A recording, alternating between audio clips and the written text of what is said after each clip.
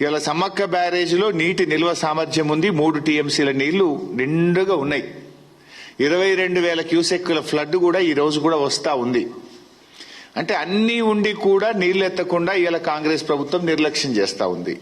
అంటే ఆయకట్టుకు సరిపడా నీళ్లు ఇవ్వగలిగే అవకాశం ఉన్నా కూడా ఈ ప్రభుత్వం యొక్క నిర్లక్ష్యం వల్ల ఇవాళ రైతాంగానికి పంటలు ఎండబెడుతున్న చేతగాని దద్దమ్మ ప్రభుత్వం ఈ కాంగ్రెస్ ప్రభుత్వం.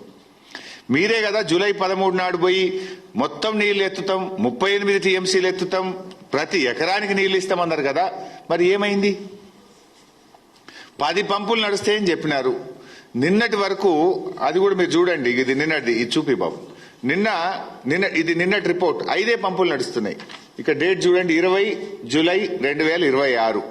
నిన్నటి ప్రకారంగా ఫేజ్ 1లో 2 మోటార్లు, ఫేజ్ 2లో 1 మోటారు, ఫేజ్ 3లో 2 మోటార్లు నిన్న నడిచినాయి. 5 మోటార్లు నడిచినాయి నిన్న సాయంత్రం. నిన్న సాయంత్రం కూడా 5 మోటార్లు నడుస్తున్నాయి. మంత్రులు పోయినప్పుడు 7 మోటార్లు, నిన్న సాయంత్రం మంత్రులు వచ్చిన తెల్లారికెళ్ళి 5 మోటార్లు నడుస్తున్నాయి.